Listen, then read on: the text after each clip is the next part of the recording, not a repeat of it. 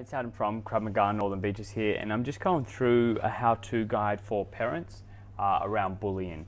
So it is quite a large topic, so I'm just going to go over a few different tips, things to do obviously if children are being bullied. And as you know, bullying is something that is everywhere.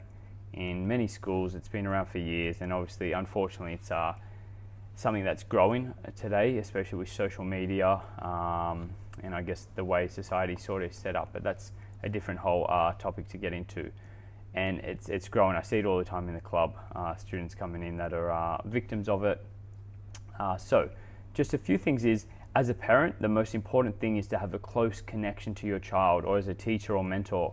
I sort of want to know, the child's characteristics. I need to know if they're having an off day. I need to be aware of the signs and the symptoms. So a sign is something physical that I can see. Sometimes I see some kids that come into class and they have scratches on their arms, and I'll ask them what happened. Or in some cases, parents will show me that some child's been bitten. So this is an obvious sign that something's going on at school, and children may not always talk about it. So talk to your children, have a really close connection and relationship so you can pick up on these signs and symptoms. The second thing is empower your children. You want children to be independent. And if they are being a victim of bullies, most likely they're not independent. And it's because of that dependency that they may be suffering from bullying. So the most important thing is make sure that they're emotionally empowered, so they understand they have tools to deal with bullies emotionally. And this is a hard thing for children to digest, and even for parents in some cases. But you need to be able to equip children emotionally so they know how to empower themselves and become leaders, and sort of have a different perception and know how to deal with that stress and that anxiety. And that's probably one of the hardest things to do. Then the most important thing is a child's body language. Children that are being bullied generally have really poor body language. So I like to teach the kids to feel empowered. And we do this in class by sometimes I tell the kids, walk around like a superhero. So your shoulders are back, head is back, have really positive and empowering body language, because then you're going to become a harder target. People will not pick on someone that has extremely strong body language. They'll look for someone that has a poorer structure with their body. Then use your voice in an assertive, empowering manner.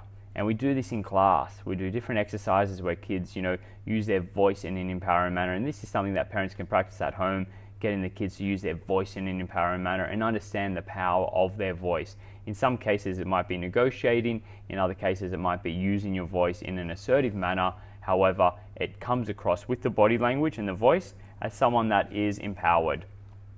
Then you might need to get other parties involved, whether it be friends, whether it be the school community, involved in the situation to actually find out what's going on and see if they can actually intervene and help out. Once other people are aware of it, first of all, parents need to be aware themselves, but then once you're aware, you can get the school environment, friends, peers, other people involved, so they're actually aware of it. So when they do notice it, they'll be acting straight away.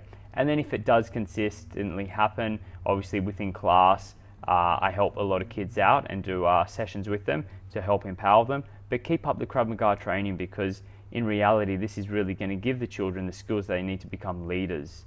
And really, if I can empower a leader, they're going to be someone that is walking confidently, and if anything, they're going to be protecting other people that are victims of bullies. So definitely Krav Maga is another option to help continue your training and increase it, so people learn the basic self-defense skills. And then the last point, if it does continue, obviously, and you have intervened and you've done a lot of these things, you might need to obviously seek professional advice, whether it be through a counsellor, if a child has suffered from a lot of consistent bullying, which unfortunately is the case in some cases. So there are a few tips and a few things to look out for. As I said, recapping, have a strong relationship with children so you pick up on the signs and symptoms.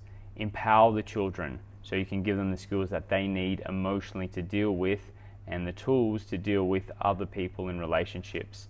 Then we spoke about body language, having positive body language, using your voice in an empowering manner, involving others, whether it be peers or teachers, training in Krav Maga, and then seeking professional help. These are just a few tips for parents. Most importantly is have a strong relationship with your child. You should be able to pick up on signs and symptoms. As a teacher, I pick up straight away if a child's had a bad day, and I know how to cater for that. So Hope you enjoyed the video, and we love to see you at the club. Take care. Bye.